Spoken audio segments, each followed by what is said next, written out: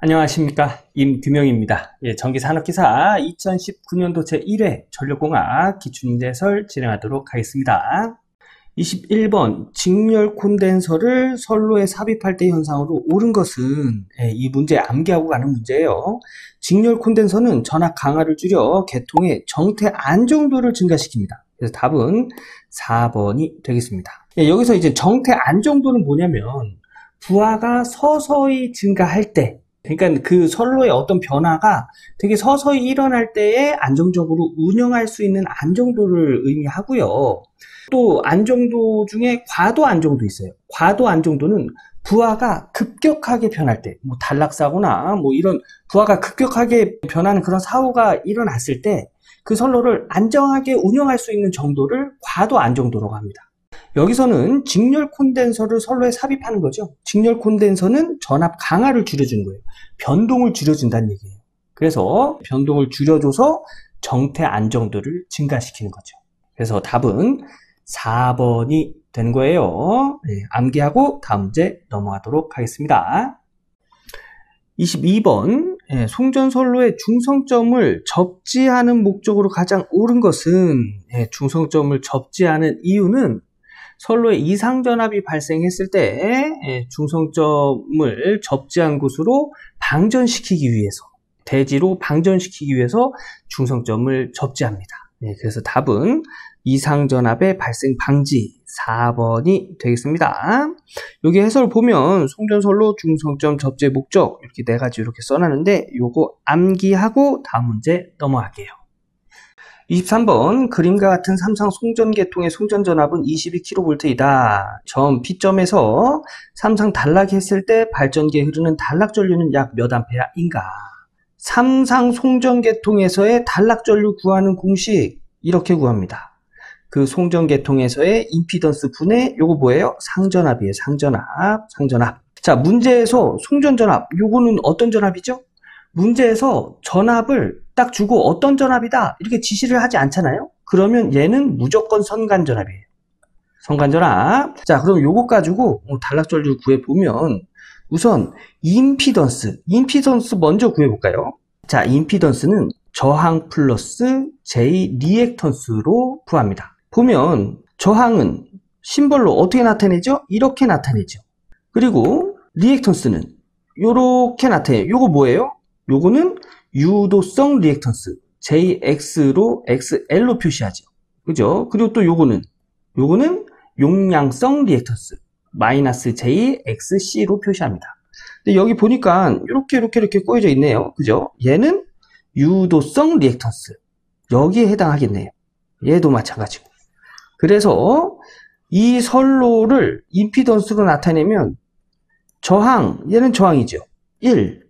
얘네 두 개가 J 유도성 리액턴스예요. 그래서 플러스 J 6 플러스 5 해서 1 플러스 J 11이다. 이렇게 임피던스로 나타내는 거예요. 자, 그래서 요 복소수로 나타낸 걸 크기로 나타내면 루트 실수의 제곱 플러스 허수의 제곱 해서 크기로 나타내는 거죠. 그래서 이때의 임피던스의 크기는 11.055m 라는 걸 알 수가 있고요. 요거 상전압이라고 했어요. 자, 우리 나라의 송전계통은 다 Y결선이라고 보시면 됩니다. Y결선. 이 Y결선에 문제에서 준 전압이 무슨 전압? 선간전압. 그러면 얘가 22kV죠. 근데 여기 적용하는 전압은 상전압. 상전압은 선간전압보다 작아요. 딱 봐도 짧지요. 그죠? 얼마큼 작아요? 루트 3배만큼 작습니다. 그래서 상전압은 선간전압에다가 루트 3을 나눈 값이에요. 그래서 선간전압 22kV니까 기본 단위 볼트로 나타내기 위해서 10의 3승 곱해주고요. 나누기 루트 3. 얘가 상전압이 되는 거예요. 그래서 이 공식에다 적용하면 얘 여기다 적용하고 여기 임피던스 값 여기다 적용해서 공학용 계산기 눌러서 계산하면 1149.48A 라는 걸 알 수가 있습니다. 그러면 2번 1150A가 되겠네요. 그래서 약 1150A다 라는 걸 알 수가 있는 거죠. 자, 요 문제 자주 출제되는 내용의 문제니까 여러분 요 꼭 풀어 보셔야 됩니다. 삼상에서의 단락전류 구하는 공식 요거 꼭 알고 계셔야 되고요. 요 회로를 보고 임피던스 나타내는 방법. 요것도 직접 해보셔야 돼요. 그리고 여기에서의 전압은 상전압이라는 거. 네, 요거 직접 정리해 보시고 다음 문제 넘어가도록 하겠습니다. 24번 전력 계통에 전력용 콘덴서에 직렬로 연결하는 리액터, 직렬 리액터죠? 직렬 리액터로 제거되는 고조파. 직렬 리액터 나오면 무조건 5고조파. 답은 4번. 암기 하고 다음 문제 볼게요. 25번 배전선로에서 사용하는 전압 조정 방법이 아닌 것? 답은 3번입니다. 저전압 계정기 사용 이런 건 없어요. 자, 배전선로에서 전압 조정 방법은 이렇게 있어요. 승합기 사용, 직렬 콘덴서, 병렬 콘덴서, 주상변압기 택 조정, 네, 이런 방법이 있습니다.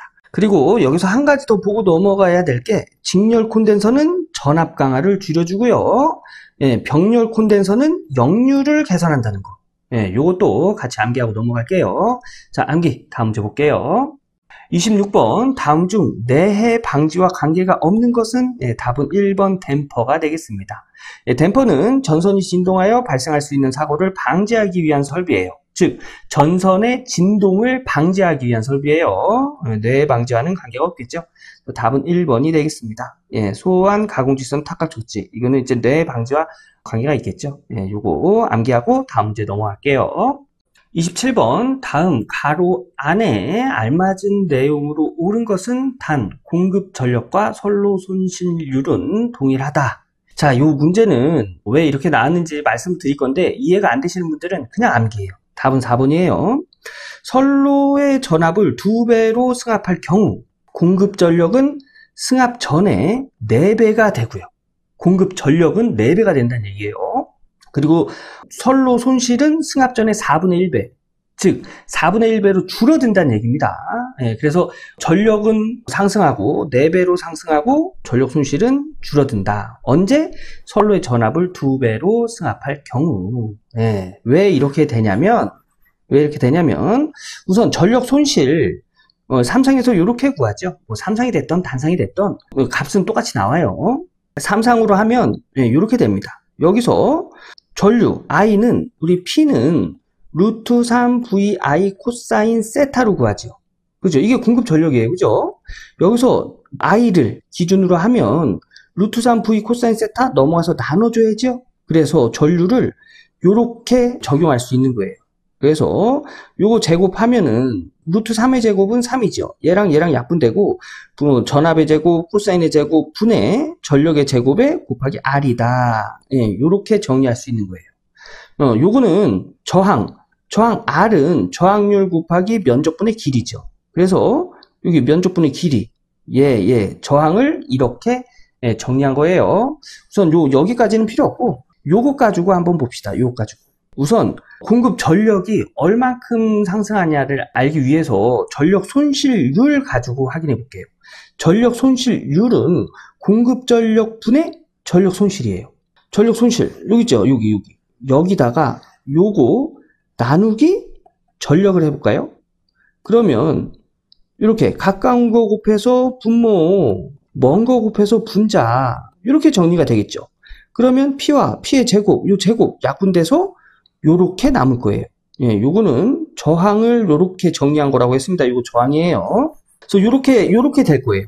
즉 전력 손실은 이것과 비례하고 공급 전력은 이것과 비례한다는 얘기예요. 자, 그럼 여기서 전압을 2배로 상승시켜 봅시다. 요 V를 2V로 상승시키면 2V의 제곱이 되겠죠. 그럼 여긴 2의 제곱, 전압의 제곱 해서 4V의 제곱. 즉, 요 V를 2배로 상승하면 4배가, 전체의 4배가 된다는 얘기예요. 요 전력의 4배가 된다. 이렇게 봐도 되죠. 그죠? 그래서 공급 전력의 4배가 되고, 자, 선로 손실을 보면, 선로 손실, 얘잖아요. 그죠? 얘가 선로 손실. 여기서 전압을 2배로 해요. 2배로 하면 4V의 제곱이 되죠. 얘는 어떻게 정리할 수 있어요? V 제곱에 코사인 제곱 세타, 이걸로 봅시다. P의 제곱에 R 곱하기 4분의 1. 얘가 뭐예요? 처음에 PL, 처음에 전력 손실에서 4분의 1을 곱한값으로 손실이 발생한다. 즉 손실이 줄어들었다는 얘기예요. 그죠? 언제? 전압을 2배 올렸을 때. 이렇게 정리가 되는 거예요. 그래서 선로 손실은 4분의 1배가 된다. 4분의 1배. 그래서 답은 4번이 되겠습니다. 제가 지금 말씀드린 내용이 이해가 어렵다 하면 어떻게 하라고요? 암기예요, 암기. 암기. 전압을 2배로 상승시키면 공급 전력은 4배 상승하고 선로 손실은 4분의 1배 감소한다. 네, 이렇게 보시면 되겠습니다. 그래서 답은 4번. 자, 다음 문제 볼게요. 28번 일반 회로 정수가 A, B, C, D이고 송전단 상전압이 ES 인 경우 무부하 시 충전 전류는 송전단 전류를 의미한다 라고 되어 있죠. 자, 요거 A, B, C, D 4단자 정수에 관련된 내용인데 4단자 정수 요 공식 요거 암기하고 있어야 됩니다. 요거 뭐예요? 요게 송전단 상전압이에요. 송전단 전압이란 얘기예요. 송전단 전압. 그리고 요게 수전단 전압, 요게 수전단 전류를 의미하고, 그리고 요거는 송전단 전류가 되겠죠. 문제에서 물어보는 게 얘 물어보는 거예요. 얘. yes. 자, 그런데 무부하시라고 했어요. 무부하시. 그러니까 이런 거예요. 자, 여기 보면 A, B, C, D 이제 4단자가 이제 선로에 있는데 여기 걸리는 전압이 송전단 전압. 그죠? 그 다음에 무부하시 여기 흐르는 송전단이 흐르는 전류가 송전단 전류. 얘 구하란 얘기예요. 그리고 수전단. 이 R이 수전단 전압. 여기 흐르는 전류가 수전단 전류가 되겠죠. 그죠? 그런데 무부하래요. 부하가 없대요. 그러면 여기 흐르는 전류는 몇 암페어일까요? 부하가 없으니까 0암페어가 되겠죠. 그죠? 예, 그래서 수전단 전류가 0암페어예요. 얘네들이 0암페어입니다. 0암페어. 그러면 여기서 송전단 전류 IS는 C, E, R이 되겠죠. 그런데 보기에 이게 없네요. 그러면 다른 방식으로 또 정리를 하란 얘기예요. 여기서 ES, 여기 송전단 전압 봅시다. 이 송전단 전압. 그런데 여기 수전단 전류는 무부하기 때문에 이게 0이라고 그랬어요. 그러면 ES는 송전단 전압은 A의 ER이 되겠죠. 여기 ER로 정리해 볼까요? 그럼 A는 넘어와서 나눠줘야 되겠죠? ER은 A분의 ES다. ER이 뭐예요? 예, 수전단 전압. 여기 ER 있네요. 그러면 요 ER 대신 A분의 송전단 전압 ES 이렇게 나타낼 수 있겠죠. 그죠? 예, 이렇게 정리가 되면 뭐 여기가 맞는 걸 찾으면 3번이 되겠네요. 얘가 요 ES가 내려와서 A분의 C 곱하기 ES 이렇게 정리가 된 게 무부하일 때의 충전 전류, 송전단 전류가 되겠습니다. 예, 이렇게 정리하는 거예요. 그래서 답은 3번. 예, 3번. 요 내용을 알고 있어야 되겠죠. 요거 4단자 정수, 요 공식 알고 있어야 되고, 무부하 시에는 수전단 전류를 0으로 적용해 줘야 된다는 거. 예, 이 내용도 알고 있어야 되겠죠. 자, 요거 직접 정리해 보시고 다음 문제 볼게요. 29번 주상변압기의 고장이 배전선로에 파급되는 것을 방지하고 변압기의 과부하 소수를 예방하기 위하여 사용되는 개폐기는 컷아웃 스위치가 되겠습니다. 요 암기예요. 우리 COS라고도 부르죠. 요 해설 한번 읽어보시고 암기하고 다음 문제 넘어갈게요. 30번 중성점 저항 접지 방식에서 일선 지락 시 영상 전류를 I0라고 할 때 접지 저항으로 흐르는 전류는 자, 지락사고가 발생했습니다. 지락사고가 발생하면 영상전류와 정상전류와 역상전류는 다 같게 돼요. 예, 그래서 여기 접지저항이 흐르는 전류, 그러니까 이런 거예요. 이런 계통에서 대지와 접지를 했는데 저항 접지를 했대요. 한 선이 지락이 발생했답니다. 이때 여기 저항으로 흐르는 요 전류는 어떤 전류냐? 이제 이걸 물어보는 거잖아요. 그죠? 지락이 발생하면 영상, 정상, 역상 전류는 다 같다고 했죠. 그래서 영상, 정상, 역상 전류가 흐르는데 얘네 세 개 같으면 3I0 이렇게 나타낼 수 있죠. 영상 전류의 3배다. 그래서 답은 3번이 되겠습니다. 네, 3번. 암기하고 다음 문제 넘어갈게요. 31번 변전소에서 수용가로 공급되는 전력을 차단하고 변전소 내 기기를 점검할 경우 차단기와 단로기의 개폐 조작 방법으로 옳은 것은? 여기서 차단기는 부하 전류를 차단할 수 있지만 단로기는 부하 전류를 차단할 수가 없어요. 그래서 이걸 염두에 두고 개폐를 해야 됩니다. 자, 보면 여기 지금 부하가 연결되어 있어요. 부하가. 그럼 부하 전류는 뭐가 차단시켜줘야죠? CB. 그래서 차단할 때는 1번 CB를 차단하고, 차단입니다. 차단. 차단할 때는 CB. CB를 차단하고 그 다음에 단로기를 차단해야 돼요. 개통시키려면 개통할 때 CB 얘부터 연결해 놓으면, 차단기부터 연결해 놓으면 얘 연결될 때 부하 전류가 흐르겠죠. 그러면 안 된다는 얘기예요. 그래서 차단기를 연결하기 전에 DS 단로기부터 연결하고 그 다음에 차단기를 연결해 줘야 돼요. 요 내용이 1번에 있습니다. 1번. 점검 시에는, 그러니까 전력을 끊을 때는 차단기를 먼저, 차단기로 부하 회로를 끊고 그 다음에 단로기를 열어야 한다. 차단시킬 때는, 점검 후에 개통시킬 때는 단로기를 먼저 개통시킨 후에 차단기를 넣어야 한다. 그런 얘기입니다. 그런 얘기예요. 그래서 답은 1번이 되겠습니다. 요거 순서 꼭 기억해 두셔야 됩니다.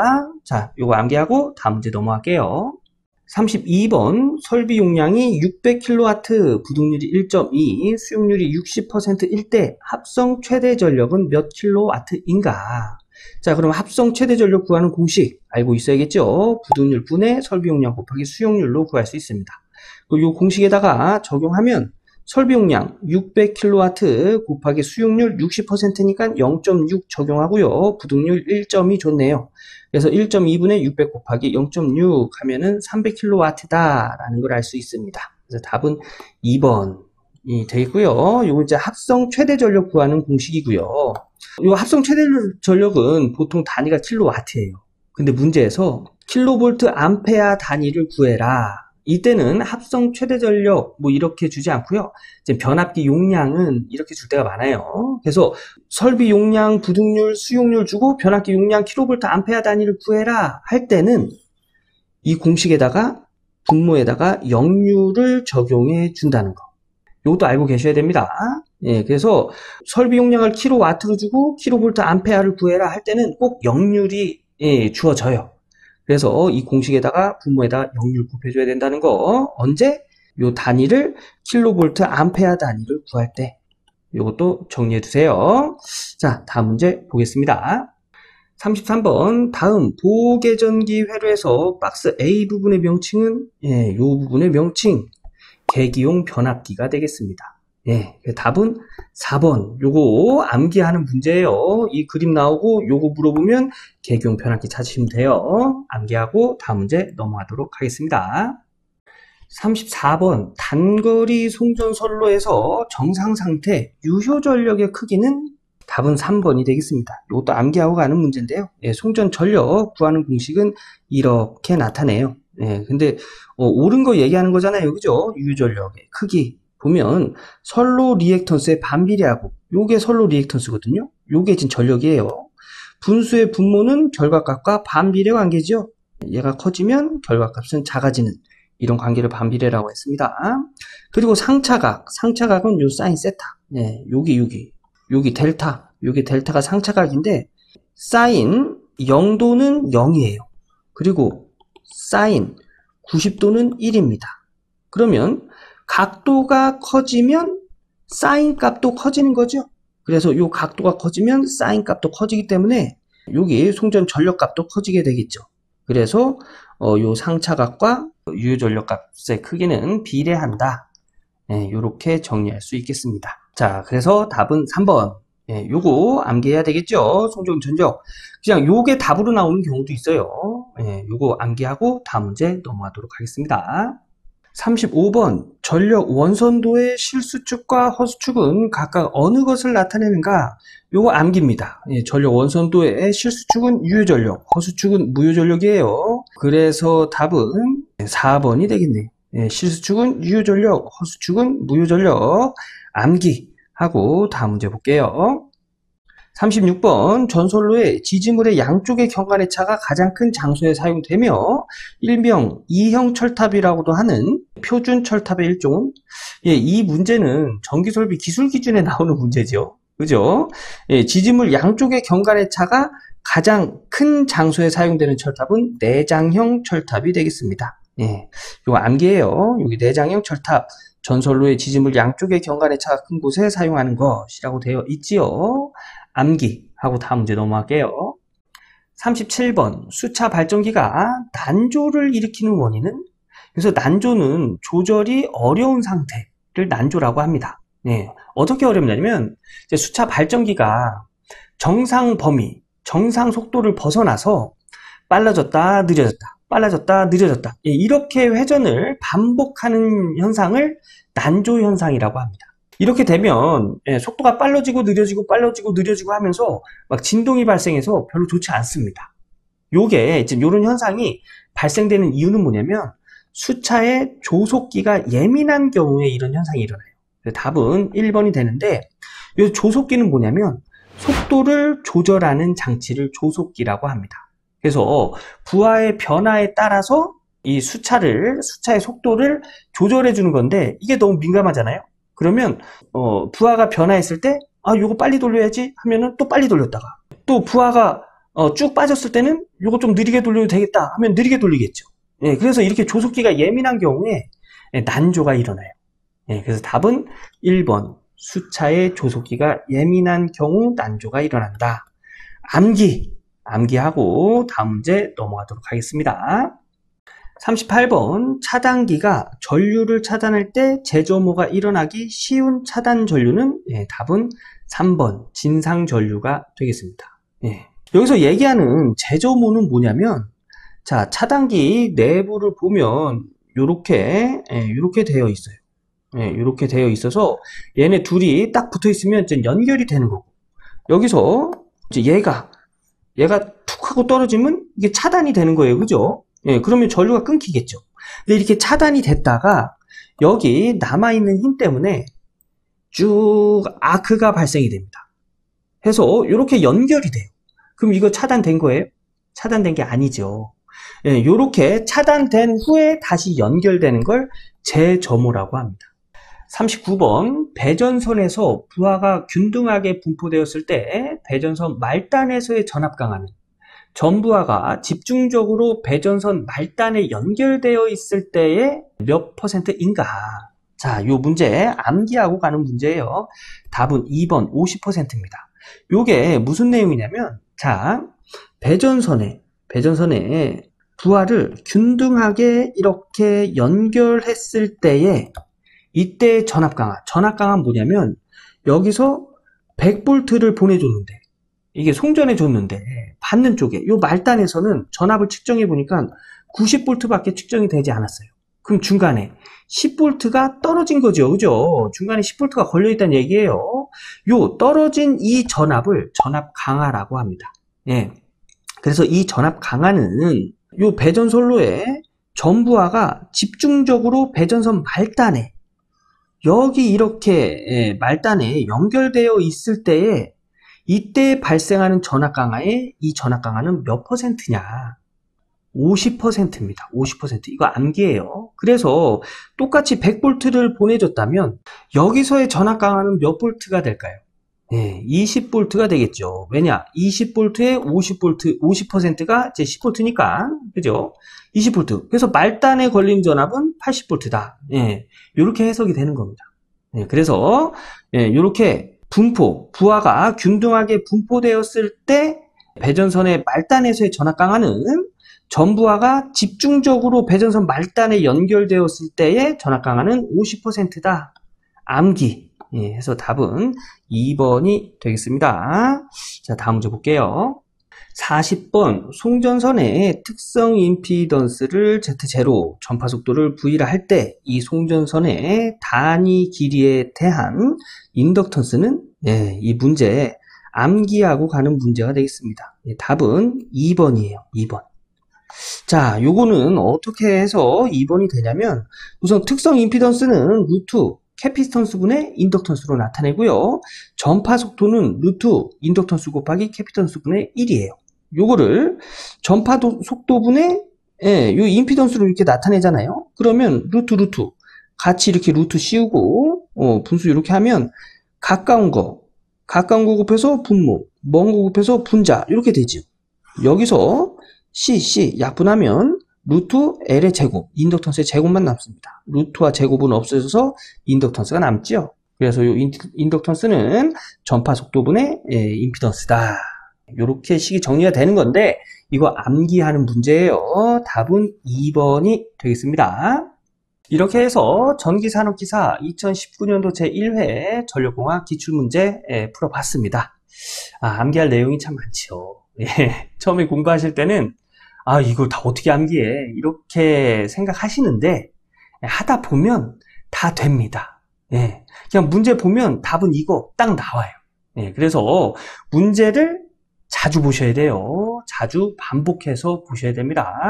그래서 영상 끝났다고 책 다 덮지 마시고요. 21번부터 40번까지 다시 복습하고 공부 마무리 짓길 바라겠습니다. 이번 영상은 여기까지 하고요. 저는 다음 기출문제 해설 영상에서 인사드릴게요. 감사합니다.